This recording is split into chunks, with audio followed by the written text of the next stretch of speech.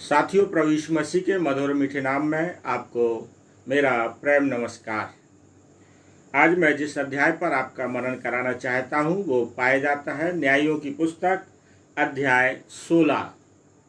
और इन अध्यायों में हम जो मनन कर रहे हैं वो शिमशोन से संबंधित है। तो 16 अध्याय को जब आप पढ़ेंगे, उसके पहले अध्याय पर जो मैंने मनन कराया है आप उसे देखकर आगे के जो आज जो मैं बताऊंगा तो आप समझने पाएंगे। तो जो 16वें अध्याय की जो घटना है वो इस प्रकार से है। जो शिमशोन है वो गाजा नगर को जाता है और वहाँ वह एक बेश्या को देखता है और वह उसके पास जाता है। और जब गाजा वासियों को समाचार मिलता है, गाजा वासी मतलब शिमशोन के विरोधियों को और दुश्मन को पता चलता है कि वह यहाँ है, तो वो उसे क्या करना चाहते थे? घात करना चाहते थे। तो वो क्या करते हैं, जो उस नगर के फाटक हैं उसको वो बंद कर देते हैं और शिमशोन के घात करने के लिए लोगों को लगा देते हैं। फिर हम देखते हैं शिमशोन, पूरा लिखा है कि रात में उठता है और जो गेट के फाटक हैं उन्हीं बेड़ों को लेके वो चला जाता है और हेब्रोन के जो सामने के जो पहाड़ की चोटी है वहाँ पर चला जाता। तो इस प्रकार से शिमशोन के द्वारा किया गया एक परमेश्वर ने जो आश्चर्य कर्म किया कि परमेश्वर के लोगों के लिए जिसे परमेश्वर चुनता है, क्योंकि शिमशोन कौन है? परमेश्वर का नाजीर है, परमेश्वर के लिए एक अलग किया गया व्यक्ति है। तो परमेश्वर के लोगों के लिए कोई सोचे कि बंधन में रख लेंगे और अपने मन मुताबिक उनके साथ बर्ताव करेंगे, तो ये वचन यहाँ पर हमें इस संदेश देता है कि उन्हें संसार की कोई भी ताकत अपने नियंत्रण में नहीं रख सकती सिवाय परमेश्वर के। बस ये है कि परमेश्वर का जन परमेश्वर के अनुसार चले। इसके बाद जो हमें न्यायों की पुस्तक के 16 अध्याय के पद 4 से फिर हमें 22 तक एक इंटरेस्टिंग घटना का वर्णन मिलता है। और ये जो इंटरेस्टिंग जो घटना है, जब आप इसको पढ़ेंगे तो आप इस बात को समझेंगे कि ये शिमशोन का ही बात नहीं है। परमेश्वर शिमशोन के माध्यम से आज के लोगों के लिए भी संदेश दे रहा है। क्योंकि जब हम बाइबल की बात करते हैं तो हमें कुछ बातें हमेशा स्मरण रखना चाहिए। पहली बात तो जो बाइबल है परमेश्वर की पवित्र आत्मा की प्रेरणा से लिखी गई है।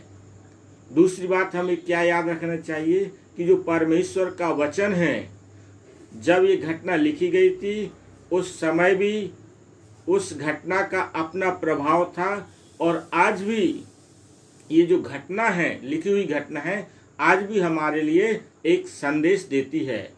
आज के भी मनुष्यों के लिए परमेश्वर का ये जो लिखा हुआ वचन है एक संदेश देती है।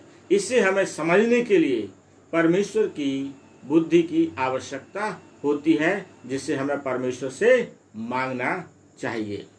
तो यहाँ पर पद अध्याय 16 के पद 4 से लेकर 22 तक हम जिस बात को देखेंगे कि जो शिमशोन है उसे दलीला से क्या हो जाता है, जो लिखा है पद 4 में, उसके बाद वह सोरिक नामक घाटी में रहने वाली दलीला नामक एक स्त्री से प्रीति करने लगा। अर्थात शिमशोन को दलीला नाम एक स्त्री से प्यार हो गया। और आप जब प्यार की बात कहते हैं तो इस बात को बोला जाता कि प्यार अंधा होता है। तो प्यार अंधा होता है, किसी और से आप पूछेंगे कैसे अंधा होता है तो शायद बहुत अच्छी रीति से वर्णन नहीं कर पाते हैं और कर भी देते हैं, तो यहाँ पर कर भी देते हैं। लेकिन बिबलिकल रीति से, क्योंकि हम अन्य जो संसार में रहते हैं तो संसार में प्यार के कारण से लोग फांसी लगा लेते, आत्महत्या कर लेते हैं, दूसरे की जान ले लेते हैं और प्यार के कारण से लोग घर बार छोड़ देते हैं और जितने भी कहानियां हम जो हीर रांझा की सुने, सोनी महिवाल की सुनते हैं, ये सब क्या है, प्यार के कारण से इन्होंने समाज से क्या किया, बगावत किया, परिवार से बगावत किया और अपने प्यार के लिए लड़ने के लिए तैयार रहे। तो प्यार कैसे अंधा होता है, तो ये संसारिक दृष्टि से तो हम लोग बहुत भली भांति रीति से परिचित हैं, लेकिन आप किसी मसीह व्यक्ति से पूछेंगे तो बहुत कम लोग बताएंगे कि प्यार वास्तव में कैसे अंधा होता है बिब्लिकल रीति से। वो आपको कहाँ मिलेगा, तो वो आपको यहाँ मिलेगा कि प्यार वास्तव में, बाइबल भी इस बात को बताती है कि प्यार अंधा होता है। आप जब 4 पद से, न्यायों की पुस्तक के 16 अध्याय के पद 4 से लेकर आप 22 तक पढ़ेंगे तो आप देखेंगे कि जो दलीला नाम की जो स्त्री है जिससे शिमशोन प्यार कर रहा है, इसने 1 बार नहीं, 2 बार नहीं, 3 बार शिमशोन से क्या करता है, उससे पूछती है तेरे बल का कारण क्या है, तेरी सामर्थ्य का कारण क्या है जो तुझ में इतनी सामर्थ्य और शक्ति है कि तू गधे के जबड़े से 1000 मनुष्य को मार सकता है और तू निहत्ता शेर को बकरी के समान फाड़ सकता है। आखिर ऐसी सामर्थ्य और शक्ति का राज क्या है? और हम देखते हैं शिमशोन की आंखें खुलती ही नहीं हैं। एक बार उससे पूछते हैं और वो अपना यहाँ वहाँ की करके शिमशोन, आप इसको पढ़ेंगे आपको पूरी घटना आपको मिलेगी, वो अपने तरीके से बोलता है कोई नई रस्सियाँ, फिर बाद में बोलता है ऐसी रस्सियाँ जो किसी ऐसी ताक कि जो कहीं पर बांधी नहीं गई हो, और इसके बाद बोलता है कि मेरी 7 लटों को बांध दो। तो 3 बार दलीला उससे पूछती है, फुसला के पूछती है, रो के पूछती है, गाते और प्यार करते हैं जो वो जानते हैं कि महबूबाएं किस रीति से अपना जो ड्रामा करके सारी चीज़ें राज जानना चाहती हैं। तो दलीला ने सब प्रकार का ड्रामा किया और एक बार उसने उस जो गुमराह कर दिया, 2 बार कर दिया, 3 बार कर दिया, लेकिन हम देखते हैं 4थी बार में इतना लिखा है कि उसने उसके नाक में दम कर दिया। नाक में दम कर दिया से आपको एक घटना याद आना चाहिए कि जब नाक में दम कर देते हैं तो दुष्ट न्यायी भी क्या बोल रहा था, ये विधवा आकर मेरे नाक में दम कर दे रही है, मैं क्या कर दूं, इसका न्याय चुका दूं। ये नया नियम की घटना है। प्रभु यीशु मसीह ने एक दृष्टांत के रूप में बताया था कि एक विधवा अपने न्याय के लिए अधर्मी न्यायी के पास जाती है। तो आप सोचिए वो अधर्मी न्यायी क्या बोल रहा था, नाक में दम कर दे रही। अब यहाँ पे शिमशोन के साथ दलीला क्या कर रही है, उसकी नाक में दम कर दे रही। और शिमशोन प्यार में इतना अंधा है कि वो समझ नहीं, वो इस बात को सोच ही नहीं पा रहा, उसकी सोचने समझने की क्षमता उसकी गायब हो गई कि जब उसको बांध दिया जाता है नई रस्सियों से और वो बोलती है फलस्तीनियों से कि उससे बोलता फलस्तीनी तेरे घात में हैं, और वो इस बात को देखता है कि लोग उसके घात में बैठे हैं, पर ना उसका दिमाग काम करता है और ना ही वो इस बात को सोच पाता है। बस क्यों, उसको क्या दिख रहा था, दलीला का प्रेम दिख रहा था। बस दलीला मतलब दलीला, और उसको कोई नहीं चाहिए। और उसमें प्यार में अंधे में हम देखते हैं कि फिर आगे जब आप पढ़ेंगे तो 4थी बार वो मन का भेद बता देता है और दलीला फलस्तीनियों को बुलाकर रुपया पैसा लेकर शिमशोन को अपने क्या कहते हैं अपने घुटनों पर सुलाती है और उसका मुंडन करवा दिया जाता। जब उसके बाल कट जाते हैं शिमशोन सामान्य व्यक्ति बन गया, और जब बन गया तो फिर उसको बोलते फलस्तीनी तेरे घात में हैं, और वो ये सोचा था कि मैं अब बाहर निकलूंगा और झटक दूंगा, वो भूल गया। यदि आप पढ़ेंगे वो वह तो ना जानता था कि यहोवा उसके पास से चला गया, वो नहीं जानता था कि परमेश्वर उसके पास से चला गया। और आप देखेंगे फलस्तीनियों ने सबसे पहला काम जो किया जब शिमशोन को पकड़ा तो क्या लिखा है पद 21 में, तब फलस्तीनियों ने उसको पकड़कर उसकी आंखें फोड़ दी। ये तो जो उसकी आंखें शारीरिक आंखें थी वो इसलिए फोड़ी गई कि इसका क्या काम। जिसकी आत्मिक आंखें फूटी हुई हैं, जिसकी सोचने समझने की जो आंखें हैं वो नहीं समझ पा रहे, इसकी मान लीजिए इतना, ये तो ऑलरेडी अंधा है। तो उसने कहा कि अब ये कर्म प्यार में अकेला अंधा नहीं रहेगा, ये शरीर में भी अंधा रहेगा। और हम देखते हैं कि फलस्तीनी उसे पकड़ते हैं, बेड़ियों से बांधते हैं, बंदी गृह में रखते हैं, चक्की पिसवाते।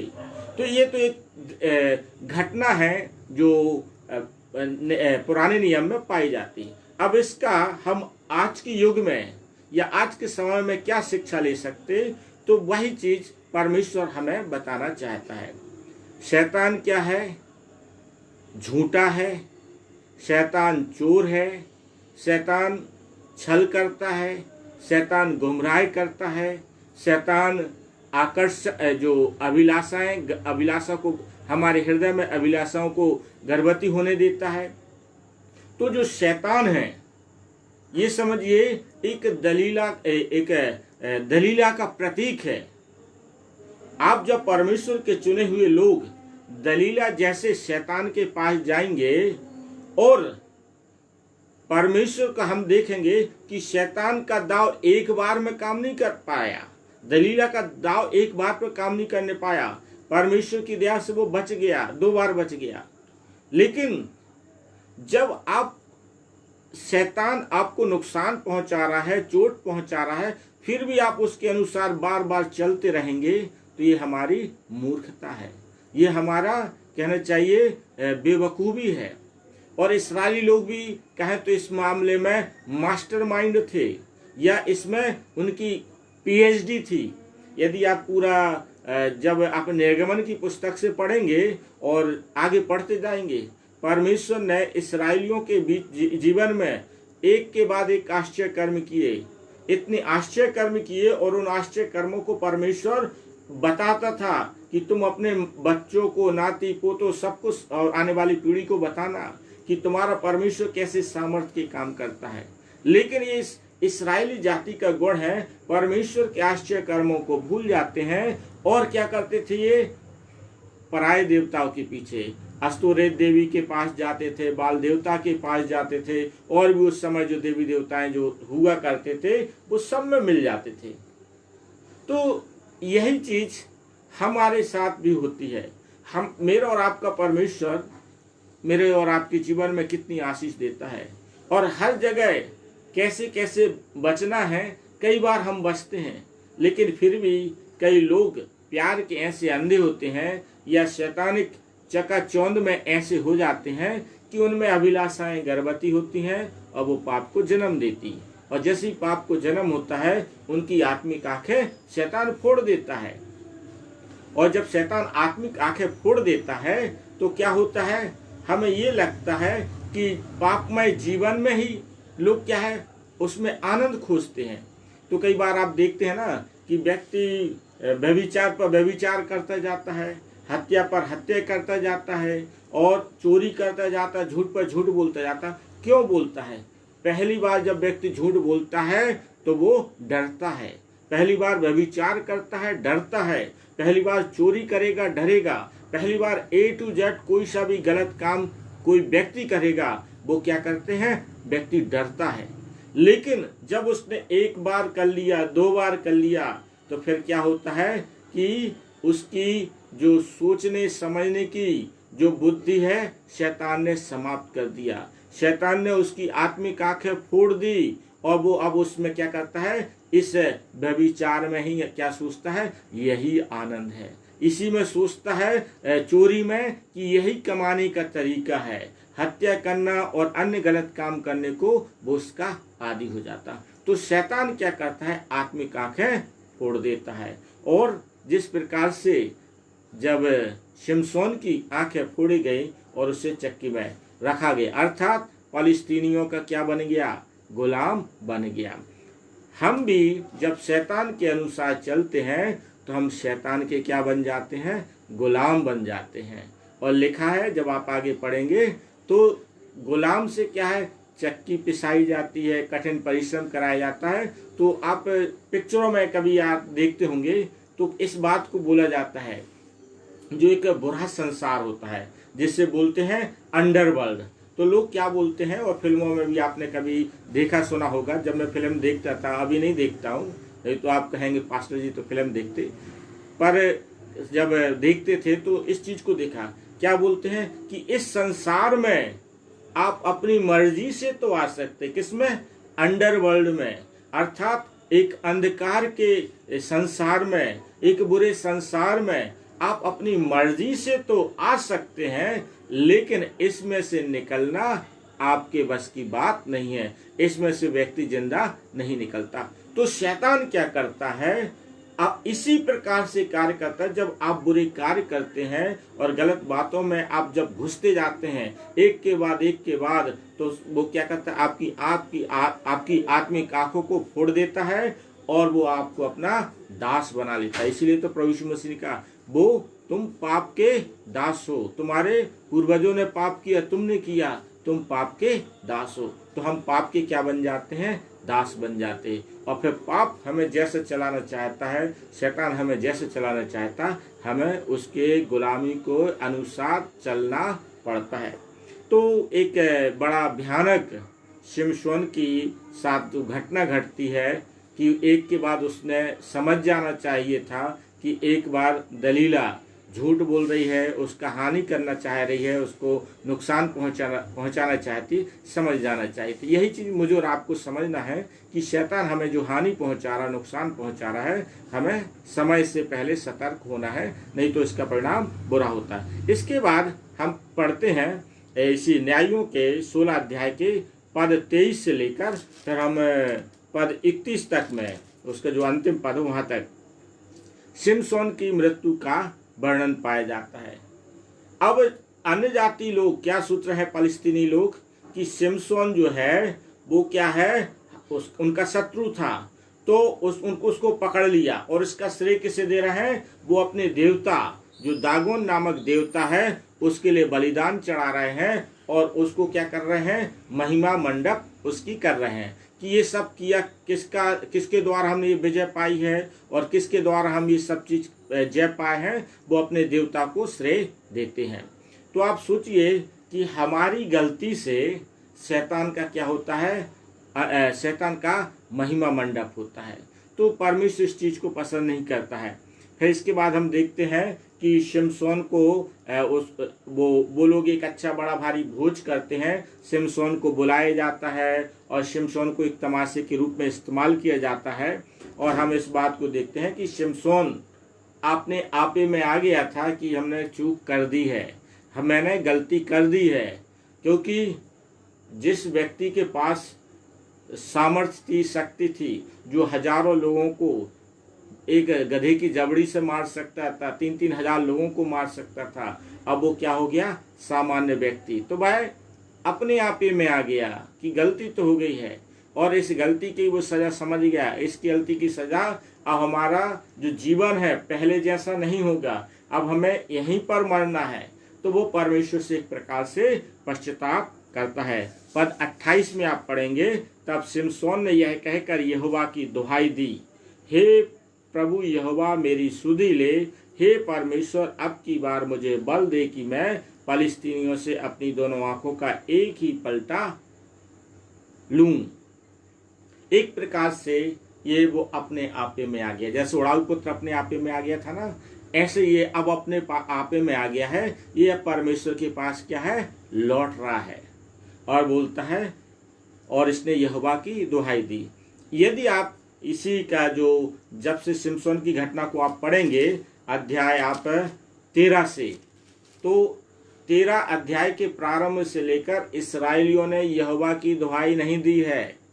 इस्राएलियों ने फलिस्तीनियों के साथ तो अच्छी ट्यूनिंग बना ली थी, और यहाँ पर शिमशोन जब सकेती में पड़ा, क्योंकि दुहाई कब देते थे, जब सकेती में पढ़ते थे, और इनके लिए जो शिमशोन है बचाता रहा, लेकिन अब शिमशोन सकेती में पड़ा तो ये परमेश्वर के पास लौटता है, वो परमेश्वर की दुहाई देता है और प्रभु से सहायता मांगता है। और फिर हम देखते हैं कि परमेश्वर उसे बल सामर्थ शक्ति से परिपूर्ण करता है, और वो जिन 2 खम्भों के भरोसे ये जो उनका जो घर भरा हुआ था, जहाँ पर वो उनका बलिदान का सारा चीज़ और उनका तमाशा चल रहा था, तो उस भवन को ये क्या करता है, शिमशोन दोनों हाथों की टेक लगाकर उन्हें ऐसा गिरा देता है कि जितने लोग उसमें रह रहे थे वो सारे लोग मर जाते। और लिखा है कि जितना शिमशोन ने अपने जीवन में मारा था उससे कहीं ज़्यादा लोगों को उसने वहाँ पर